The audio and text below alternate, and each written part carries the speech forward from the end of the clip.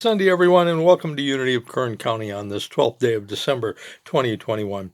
I'm Reverend Chuck, and today we are going to look at the advent of love as we continue our journey, Advent journey, if you will, to Christmas. And of course, the materials that I share with you each Sunday are based upon the spiritual principles and lessons that were taught as Jesus, and by, of course, Unity Worldwide Ministries and my 28 years as a ordained Unity minister. And of course, as we do each Sunday, we honor that presence of God that lives in us, through us, and around us as we honor that presence with this prayer in the presence. I am now in the presence of pure being and immersed in the Holy Spirit of life, love, and wisdom. I acknowledge your presence and power, O Blessed Spirit. In your divine wisdom, now erase my mortal limitations, and from your pure substance of love, bring into manifestation my world according to your perfect law. And so it is. Well, the writer of John 13:34 has Jesus giving his followers a new commandment. And that commandment states, and I quote, "A new commandment I give to you, that you love one another, as I have loved you, and that you also love one another." Wow, pretty good commandment if you ask me. Love. And who remembers these words from the Jackie DeShannon in 1960 when she sang that the world needs love. Love, sweet love. It's the only thing that there's just too little of. The world needs love, sweet love, not just for some, but for everyone. Not for some, but for everyone. Love for everyone. And that is the message that Jesus came to share. During the conflicts of the 60s and 70s, and I remember those because I came back from Vietnam during that time, and I was not treated well. I definitely was not treated with love. But it was up to me to continue to love those, regardless. So today, we do need more love. We need more compassion. We need more forgiveness. Because when we fast forward to what's going on in the world today, the world sure does need more love, as Jackie DeShannon sang. It needs to be expressed more in our own lives and in our affairs. Thomas Browning once wrote that love is the energy of life. Love is the energy of life.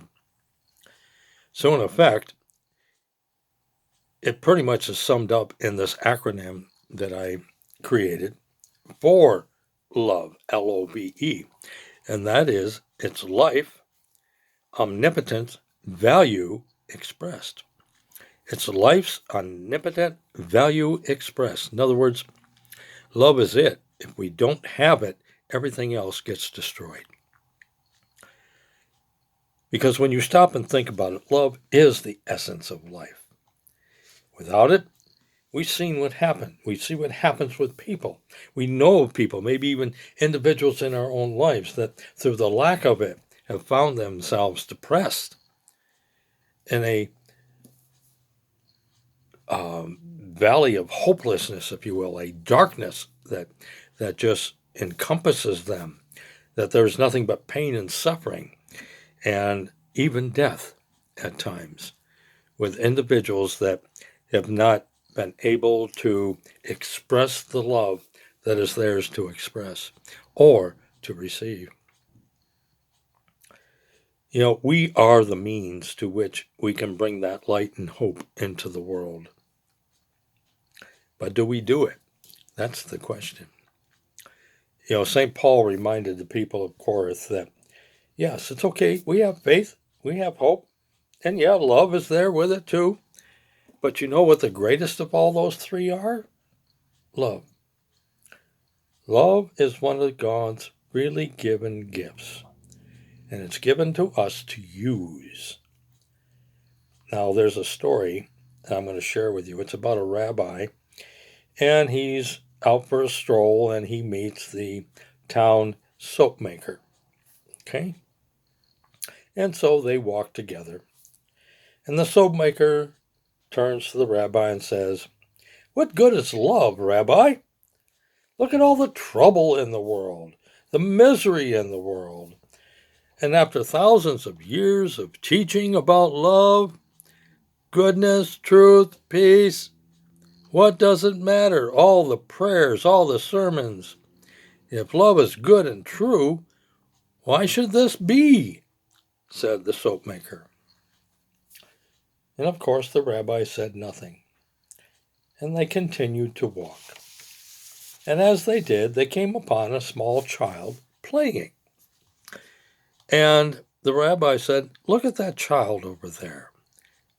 You say that soap makes people clean, but see the dirt on that youngster? So what good is soap? With all the soap in the world, the child is still filthy.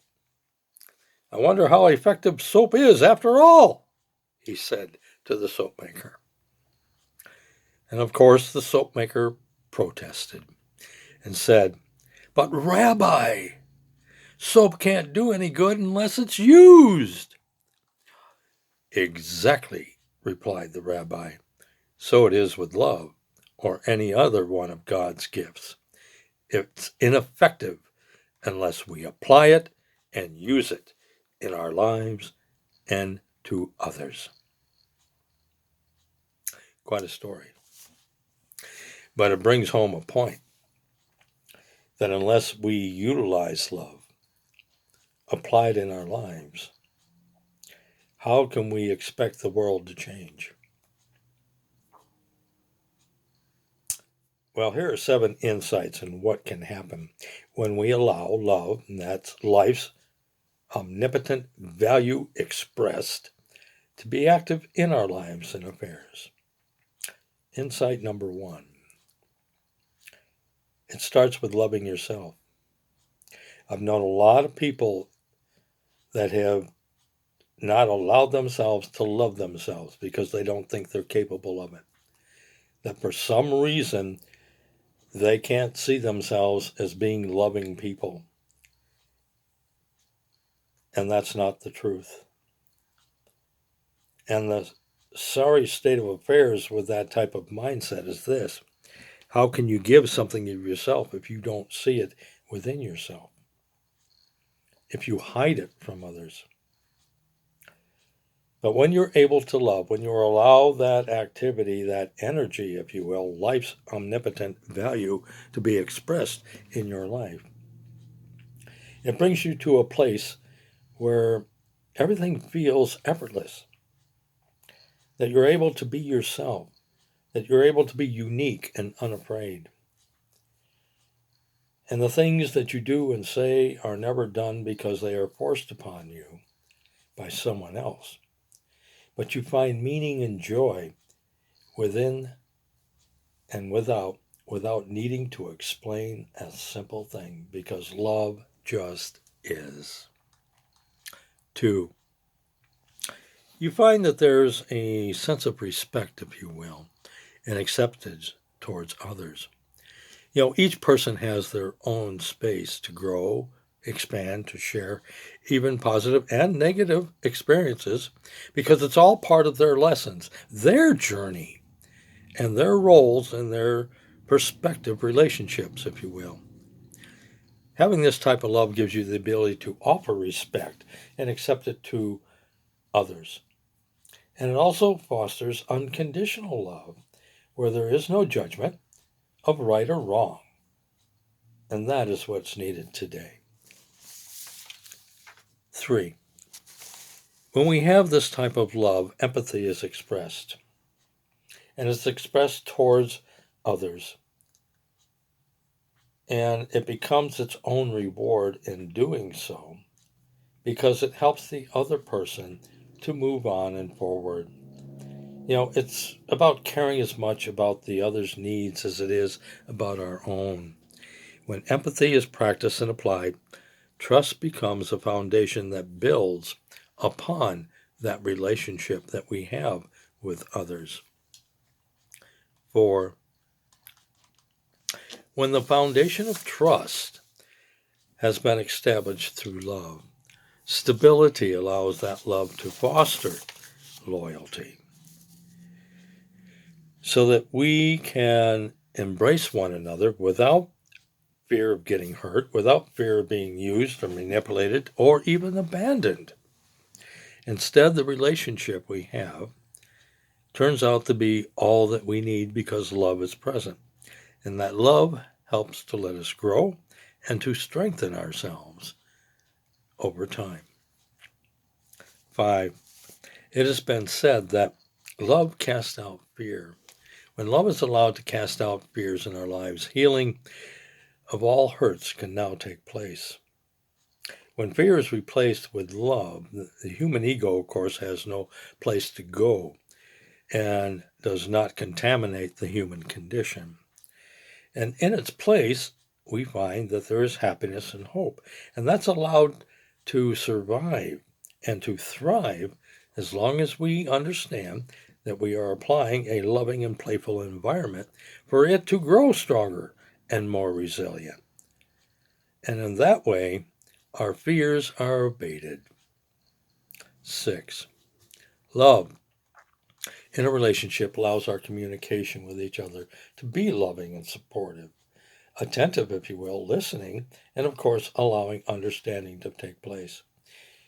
When we apply the energy of love to all our conversations, there is no struggle to say what we mean with all good relations and intentions.